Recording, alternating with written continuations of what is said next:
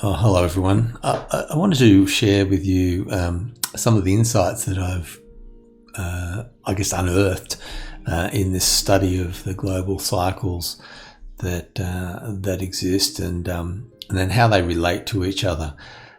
Basically, you can see here there's a lot of lines on this chart, I guess, and there's a lot of confusion potentially. But let me just talk you through what we're seeing here. And then maybe we can draw some conclusions. So, firstly, the yellow line is the solar cycle. So it's the solar minimum, maximum, minimum, maximum, minimum. Now, the amplitude is insignificant, as I've said a few times now. And certainly the actual peak is not necessarily symmetrical in either the solar or any of the other charts, actually, or any of the other cycles. So, the peak could be skewed one way or the other. Amplitude is insignificant. But what is important is the periodicity. The bottoming repeats pretty consistently. And, with a degree of error, plus or minus a year or two here and there.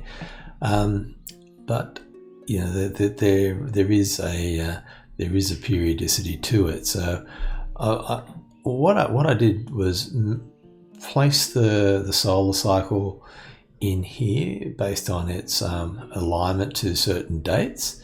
And then I've added in the generation cycle.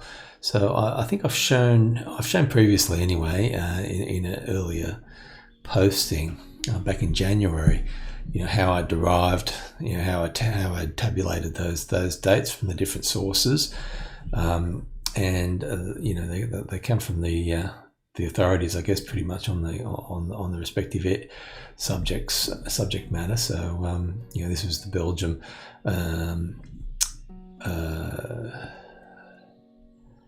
Observatory that maintains the data for the solar sunspots for the world. The generation cycle came from the authors of the fourth turning, which developed this, identified and basically codified what the generational cycle was in that context. The property cycle is the WD Gann Property Cycle, is analysed and expanded upon by Philip Anderson, and we've got the Kondratieff Cycle, which has been identified and spoken about in a number of authorities back, way back at the it was in Soviet Russia, actually, that came into being from, and I've got this red one that's called the long cycle. I've hidden it at the moment, and I'll talk about it a little bit more in a moment, but it ties it all together basically.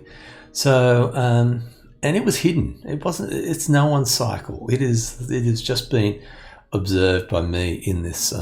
Maybe it's been observed by others. I'm not sure. I haven't seen any other work that reflects that. But it's certainly original thinking from my point of view. I haven't seen it analysed anywhere else. And it may just be a factor that no one's used a charting tool like TradingView to plot these cycles, to observe the interrelationships. But here we go. Let's dive into those relationships, because they're pretty astounding. The longer term cycle of the Kondratieff cycle is really important, as it defines epochal eras for the different technologies, basically, that or the paradigms that define the economies throughout those cycles. And what's been the defining characteristic of this last, the cycle that we're currently in, has been information technology. So from this low point here in 75, or 74, however you want to read it, through to where it seems to be bottoming, which is 2030. Information technology is the changing paradigm that's defining that era, or this era that we're in. And we're living and breathing it. Everything is IT related. Data is everywhere, and the internet come about at the end of the 90s. Well, I mean, it existed in the 80s, but I was using it in the 80s when I was an undergraduate. But there's it's been so the 80s, was back here. So the internet come out here. We're talking about the commercialization of mainframe and computers and mini computers back here through the 70s and 80s, and then going forward, we've just seen the commercialization of information technology, just gaining pace and becoming more and more ubiquitous in every facet of our lives. So it's, if you've been born recently, nothing else, but there was a time when there was no information technology to speak of at all. And it really has been the defining characteristic of this era. Then in the previous era, the paradigm, the changed paradigm, has been motorized vehicles and the use of motorized vehicles to enable mass transportation and mobility throughout the world. And you can see that as so, the use of, the development of airplanes and cars have just changed the nature of how people communicate and live and travel and do all sorts of things and trade as well, right? So that's been and conduct war and warfare. That's been the paradigm of that previous epochal era, from 1914 through to 74, 75. So and it's kind of interesting, really, when you think about it, because there hasn't been that much of a change in the motorized transportation. I mean, they've got more and more comfortable, and they've become smarter and smarter in recent years as we've integrated. When I say we, I mean talking about humanity, have integrated the information technology into the motor vehicles. So we've taken the motor vehicles through this era and added the IT to it, and running forward. So the paradigms, you can see, just sort of building upon each other and changing the nature of our relationship to the world. It's pretty amazing when you just reflect on what's going on in these transformative periods, and they just seem to be consistent. And if we go back before that, you can look at this period here, where we went from sailing ships and horse and cart to having steam engines, steel ships, and railroads and electric power, that sort of thing. So that was the and particularly electricity really changed everything in the back half of that 19th century. So yeah, you can see these epochal eras that changed and we build upon. So that's kind of like the theme of this Kondratieff cycle. But then we've got these other cycles that operate seemingly independently, right? So we've got the solar cycle. You couldn't say that that's related to the Kondratieff cycle, could you? But so we've got the solar cycle, where we get the sunspots occurring and the solar activity picking up and then dying off, and then picking up and dying off, and the radiation from the sun increases, decreases, that sort of stuff. I guess there's there's a case that might be the driving force for everything, but it's a short wave cycle, and it exists on. Let me just go back to my data here. It exists on, but pretty much between the solar minimum and maximum is about 11 years, and then back from the maximum to the minimum is another 11 years. So it's basically a 22-year period between the minimum and the maximum, and that's how it oscillates between throughout time. There's nothing much more I can say about that. It varies. It simply varies, and it's just something that is observed, really. How it relates to things, I guess there's impacts on weather and that sort of thing, but really not the subject for me at this point in time. So it has an impact on humanity, no doubt, but what that impact actually is a bit indeterminate. But there is still this cycle, so I've mapped it in here. It's well-known cycle, the solar cycle. Then we've got the generation cycle of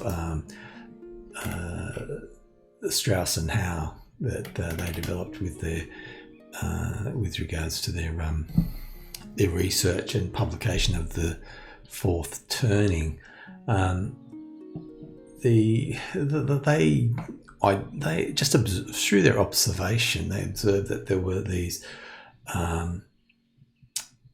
epochal periods that were divvied up into kind of repeating archetypal characteristics, if you like, or sub-characteristics of four cycles. So they identified that there was basically an 80-year cycle or so. In fact, I think I've got an average number here.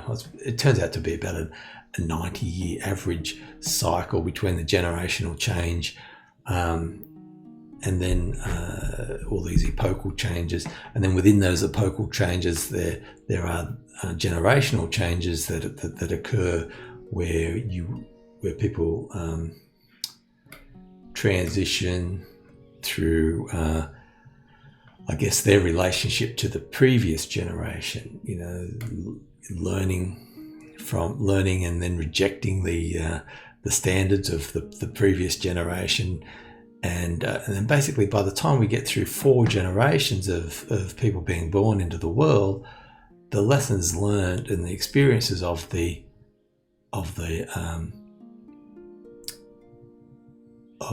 first generation has been forgotten and lost, and then so the next generation starts the cycle again from that same sort of perspective, so the same archetypal characteristics, if you like. So each of these 4 generations have similar archetypes, and Stauss-Howe referred to them as being the prophet, being the first generational to come along, then the nomad, then the hero, and then the artist, and then cycling back to be the prophet archetype, the nomad archetype, the hero archetype, and then finally the artist archetype again. And so it's cycles, and this is represented in this purple wave here, and you can see it seems to occur in conjunction with the Kondratieff wave. And when we start to look at these 3 waves together, you can see that there's these areas of conjunction where multiple waves start to intersect, and all the low point, or the cycles start to intersect with each other. And so the last wave that I've mapped in here is the property cycle, and this is one of the first cycles that I mapped out and identified, trying to understand the nature of property and how to profit through buying and selling property, that sort of thing. What was the cycle? What was the property cycle? Did it exist? And it exists within the idea of a credit cycle, actually. But so it's been mapped, and it's on average about 18.6 years long, and it has ups and downs, basically. So the ups are an extended period, so they last for roughly 14 years, I guess. And then there's a 4-year decline into a low, and then the cycle starts again. So this is one of those cycles where the peak is definitely skewed towards the end of the period rather than the beginning or center, and hence the peaks don't really matter. But the bottom line is that it does repeat on roughly an 18.6 year cycle. And you can see the green wave here. So property prices increasing, and then as we get towards the end of this cycle, then there's a correction. Then property prices increase, and then we get to towards the end of the cycle, and then they start to decrease. That's basically how it goes. I mean, there's intermediate periods, with ups and downs, of course, but that's the general trend. So there they are. They're all mapped here, and you can see here these circled areas that I've identified, which is to say that there's this coincidence of these the bottoms of these cycles in these periods is what I noticed, and I thought, well, that's kind of interesting from the point of view that there could be some similar characteristics, but of course we've only got really 2 points here in this time period of this occurring, this cyclical bottom or common bottom here, and then occurring in the future again here in 2030. So it doesn't really give you confidence that there is a trend, but what I did see was that there is a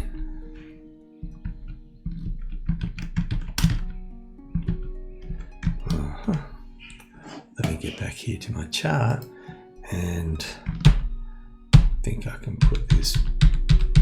Do I do it that way? There we are. Put this back in here, and what you can see is that this long cycle links these two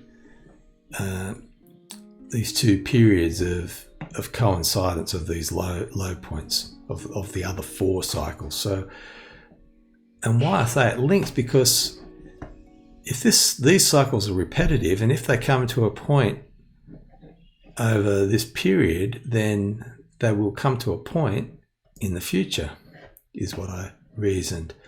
And indeed, as I scanned forward in the future, I saw that yes, indeed, there is a time where they recombine to form a cyclical low, which happens to be 2138, the year that is, sometime in the future. In fact, it's 108 years after 2030, and that turns out to be the period of the wave is 108 years. And you can see that there's this midpoint where it's just three of the four waves join, but they join in a way that the other 2 waves, the long wave, the red wave, and the generational wave, are at their height, or at their apex, or at the midpoint of their journey. So it's kind of significant. The Kondratieff wave is at the bottom, but the human cycle, the generational cycle, is at its peak. So that seems to be a recurrence, and I'm sure you could probably, if one was inclined, go and find similar patterns throughout history where these combinations of waves had similar outcomes in terms of societal outcomes. But that's basically, I'm giving away what I did. I saw that in the future, and I thought, well, what does that mean for the past? Because obviously there is this cycle now, there is this long cycle, this red wave form, and it goes back in history as well as forward. So if we go back in history, then maybe we can see some similarities, is what I thought. So just to prove that it is actually a thing, to prove that there is a relationship between all of these cycles and humanity. And I think I've proven it, really, to be honest. And that is, so if we go back 108 years from 1914, we see that we arrived around 1805. And 1805 represented that same period with all of these cycles forming a bottom, roughly. And, there's some variability here, but, as I said, that is the nature of these cycles. They are not, it's not a clockwork machine that we're talking about. We are talking about the universe, and there's all sorts of factors in that. And so what we can see is that these factors give some degree of variability. I can go and talk about why that's a significant aspect of the universe, but I will say why rather than imply it. I'll say outrightly that's a necessary thing, because it ensures that things do not repeat exactly as they were before, that there is variability in experience.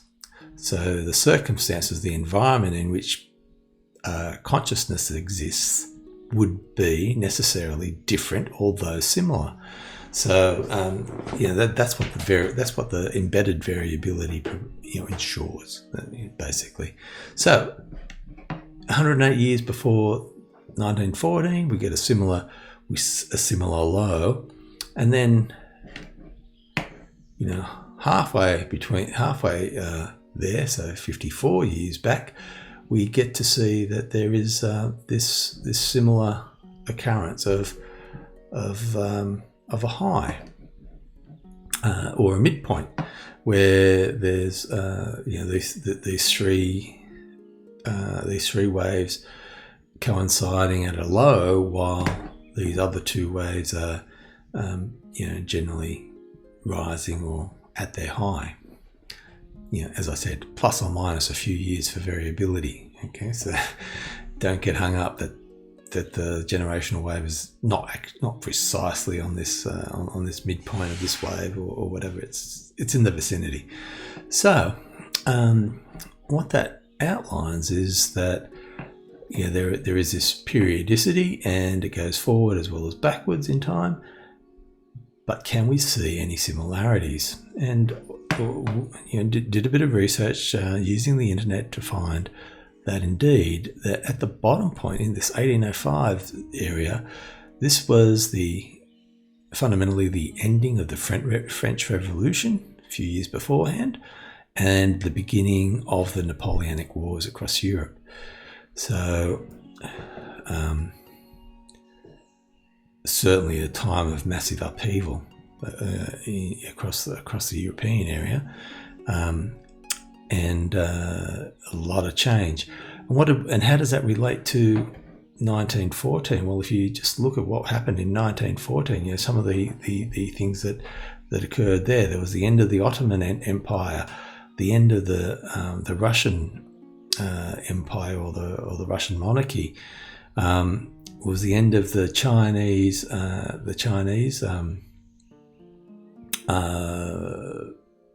Well, I guess that it was in a republic at that stage. The monarchy had passed away just a few years prior. So similarly to the French Revolution, there was a Chinese Revolution, disposed of the monarchy, and then eventually morphed into the Communist Party in China as we see it today.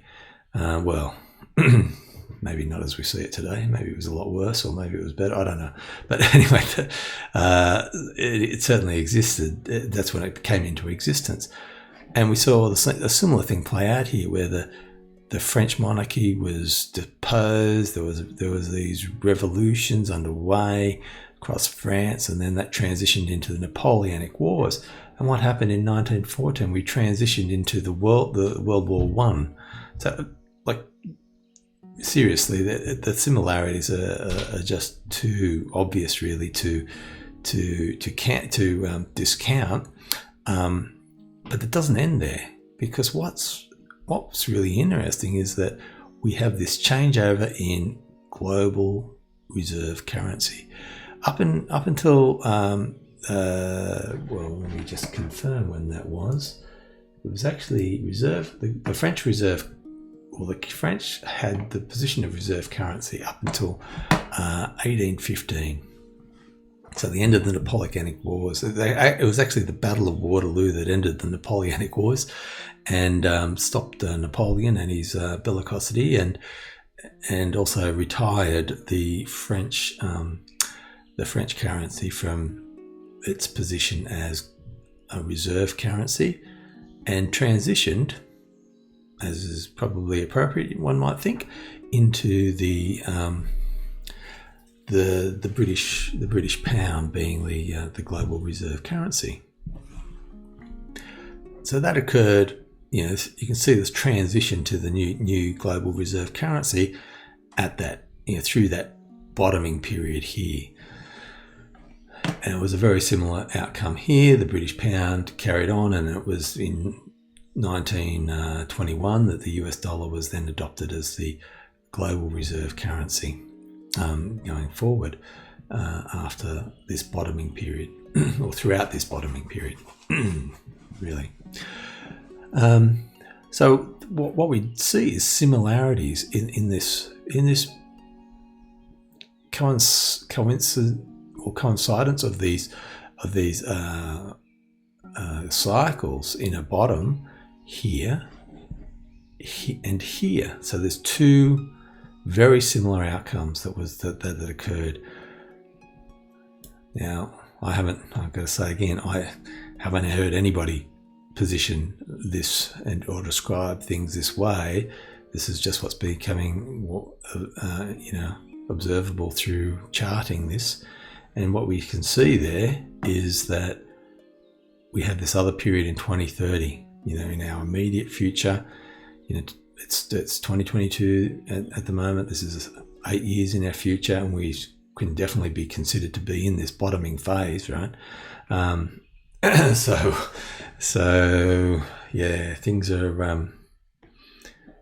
I guess things are going to get worse before they start to get better, as we can see that occurred here and here in around the 1914 period, and back here in the 1805 period. We should therefore expect a similar outcome in the 2030 period going forward, and the question is, what will be the reserve currency going forward? Because it's certainly going to transition from the US dollar, and what I'm hiding here is the monetary base, or the volume of currency that exists. And you can see here that that currency has been printed like there's no tomorrow. It's gone from 15 trillion back here in 2020 to what is it? It's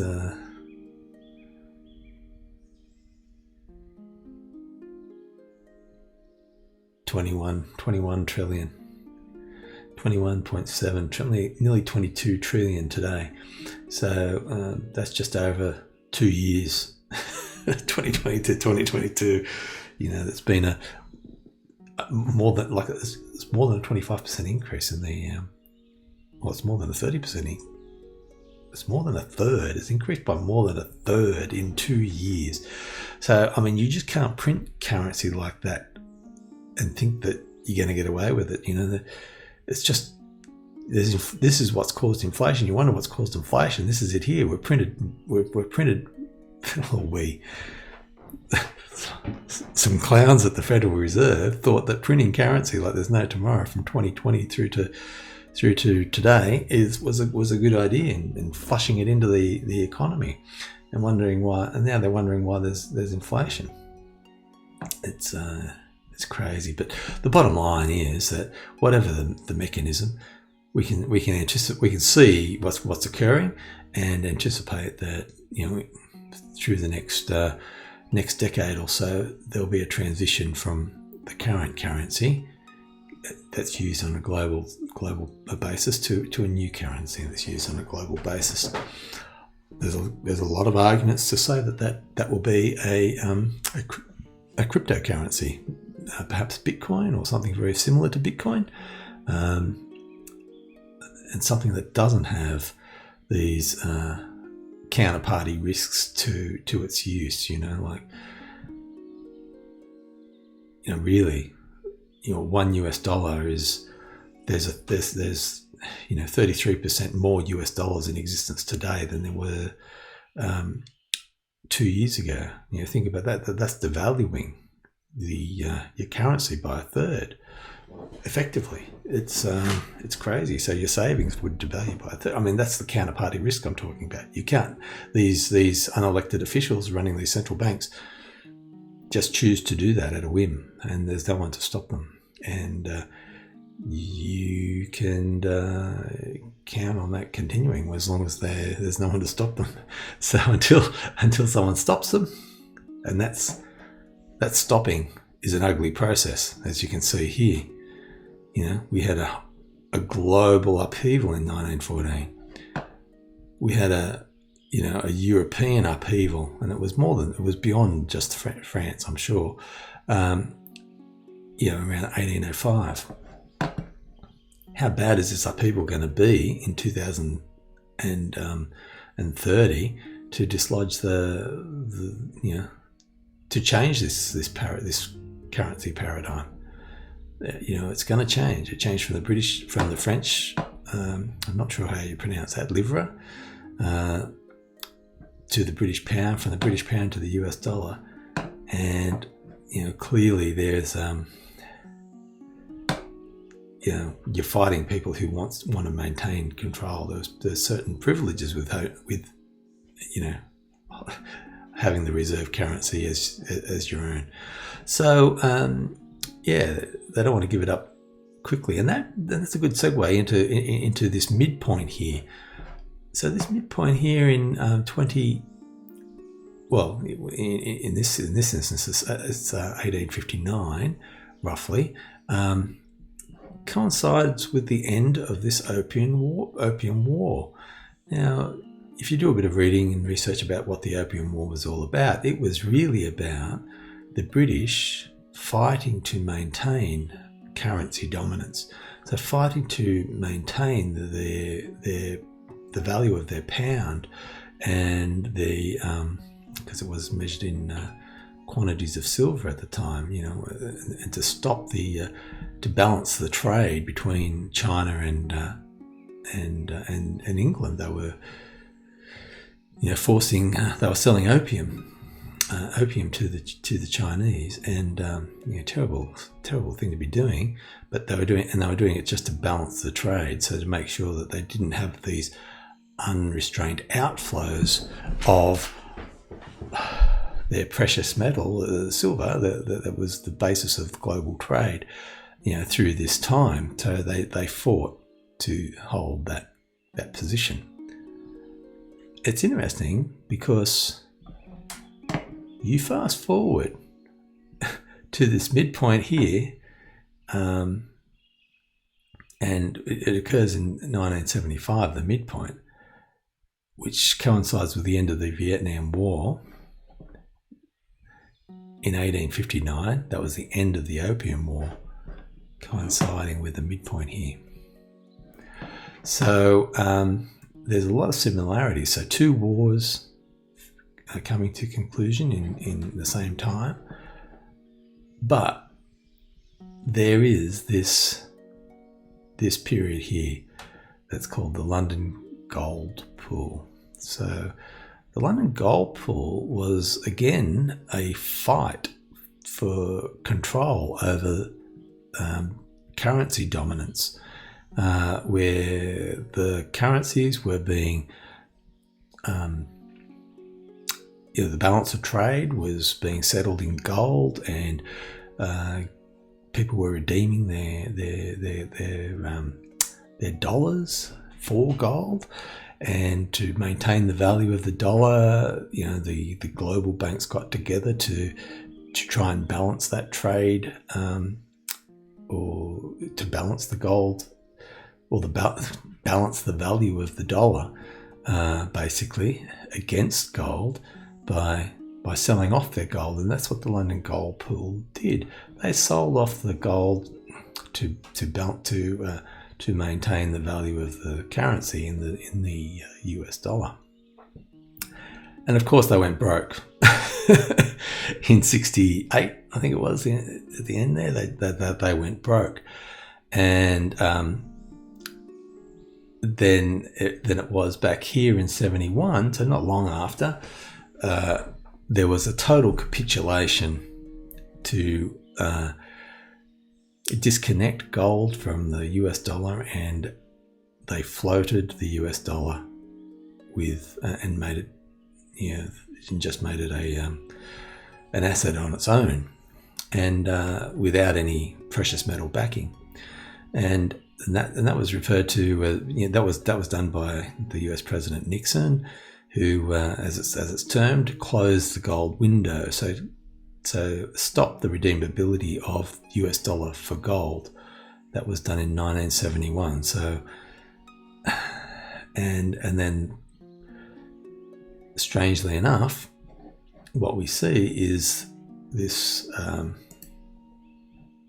Oops, where are we? Just want to open this. We see interest rates come into play. This is what this yellow chart is here. So from that point on, interest rates rose. So the only way that they could maintain value in the US dollar after they closed the gold window was to promise to pay you more US dollars for the dollars that you held. So if you didn't hold the dollars, you didn't get the interest. So that was the ploy, and that worked. That got things stable. But they had to raise interest up to whatever that value was there, 13%, which is that's a significant amount of interest.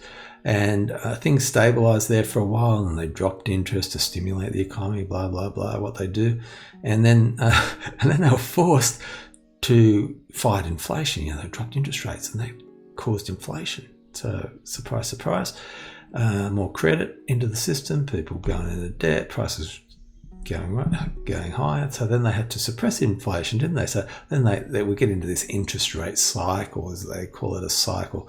It's hardly a cycle. It's just arbitrary decisions with people wondering what the consequences are going to be. But anyway, the point being, they had to raise interest rates in the 80s up to 20%.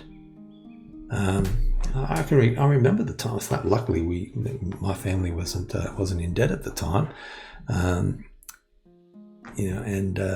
having a deep distrust of banks as it was, so we weren't impacted. But it was a terrible period to be trying to pay off a house. To pay 20% interest on your borrowings. Very difficult. Anyway, so this is where the interest rates started to come into play, and the controlling of the currency through interest rates. It was a pretty blunt instrument. Accelerate, go, stop. There's no subtlety, and it's all becomes a bit of a farce, really, doesn't it? When they're just literally controlling interest rates and then flushing money into the economy at the same time, like. It's just a joke, really. hence, it's arbitrary decisions made by faceless men who give the money to their cronies, as a first point of value, to get to buy, so they get free money effectively to use to buy goods in an economy that, goods. When I say goods, I mean assets. Buy assets in an economy that hasn't had that money before and hasn't suffered the inflationary effects of that newly printed cash. And so these cronies are just accumulating wealth, real wealth, with this made up paper money. And this is why paper money is a problem. And it's a problem not for the people that print it, but for everybody else that has to deal with the printers. So anyway, there it is. So we bottomed down interest rates down here. So basically since 2008, the value of money has been zero. That's what interest rates are. Your savings are worthless. You've got to spend it. So anyway, long story. That's the story of interest rates. So that's and money printing in this context. But it all comes back to this midpoint here, where there was a fight to maintain control over the global currency, and that's what characterizes this midpoint, and then the fight was won in a sense. I guess the US dollar still exists, and even though it's vastly different, I'm not 100% sure what the difference was, if there was a significant difference in the value of or how the currency was managed going forward after the Opium Wars. I suspect there was, but yeah, the bottom line is that the British pound survived this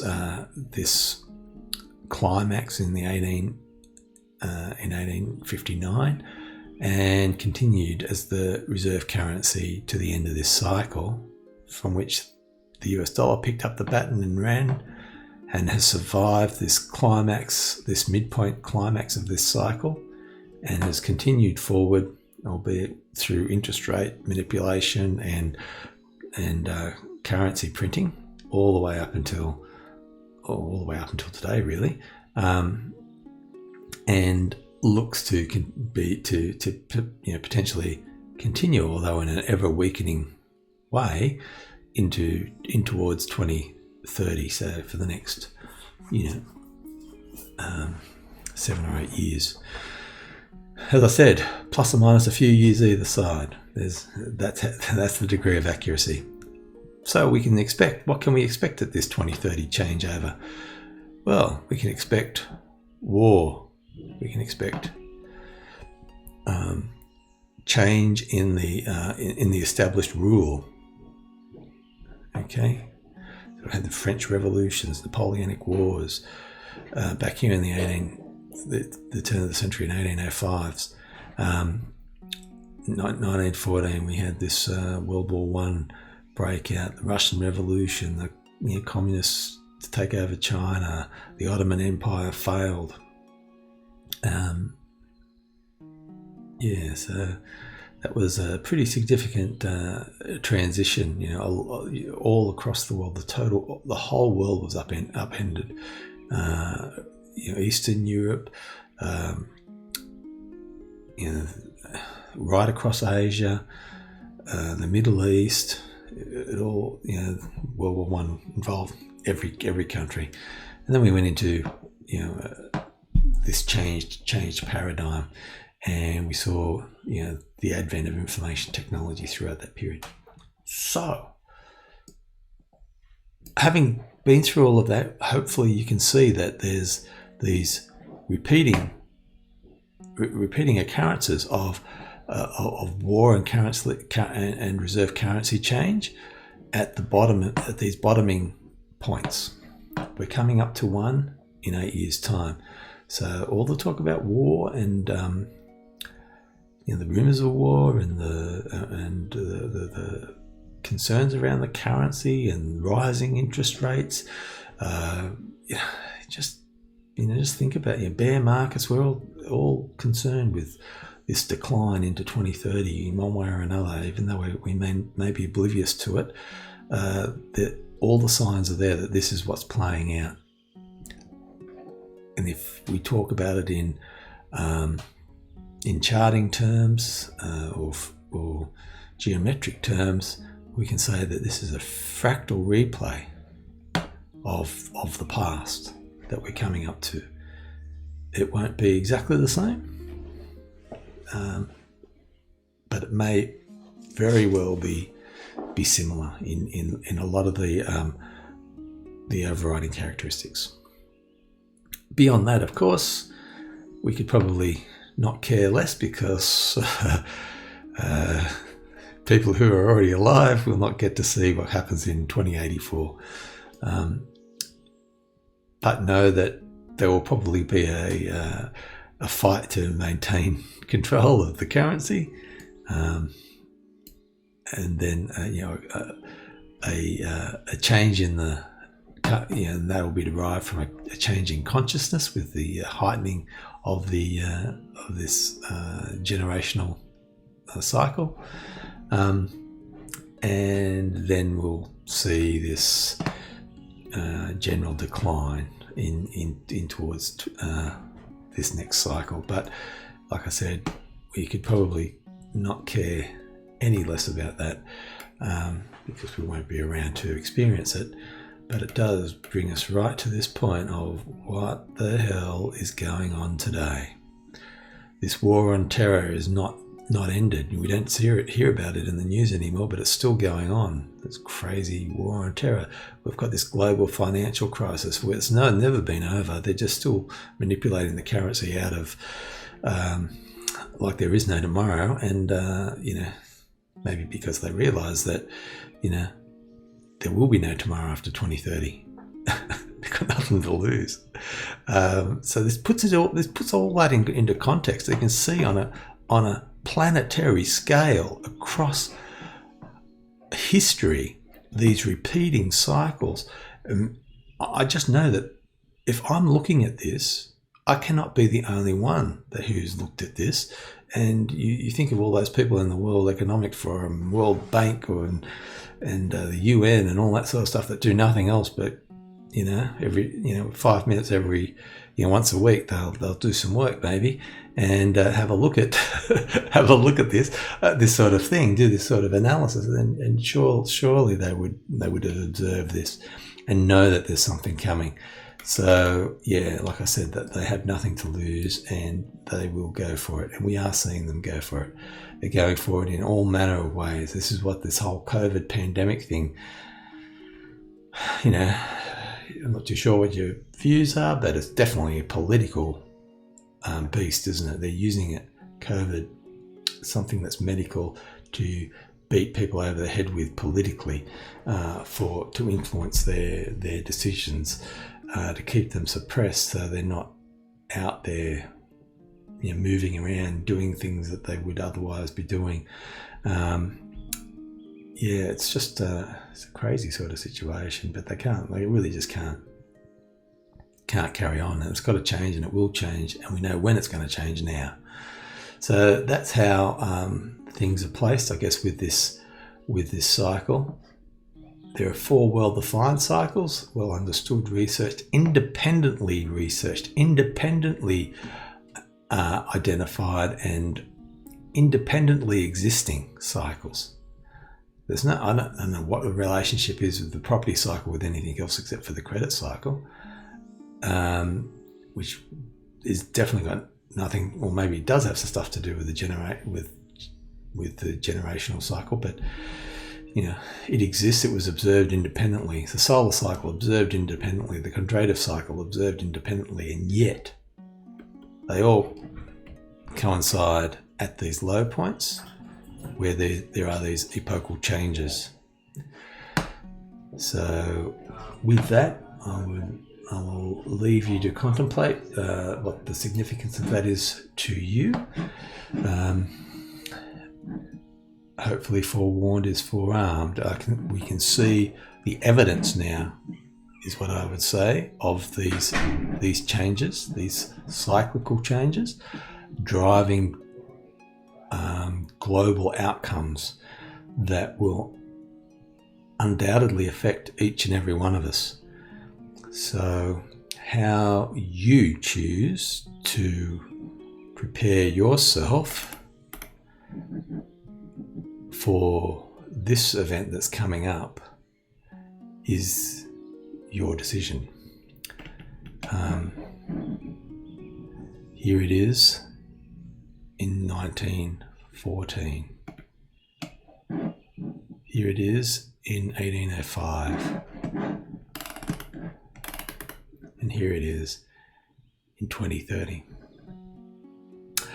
Okay, so hopefully I haven't depressed you too much, but given you a bit of food for thought and maybe some original insight into, into why there is this repeating cycle and why people are, and put some context and meat on the bone, so to speak, around, what might be occurring and by when, So, as I said, plus or minus a few years here.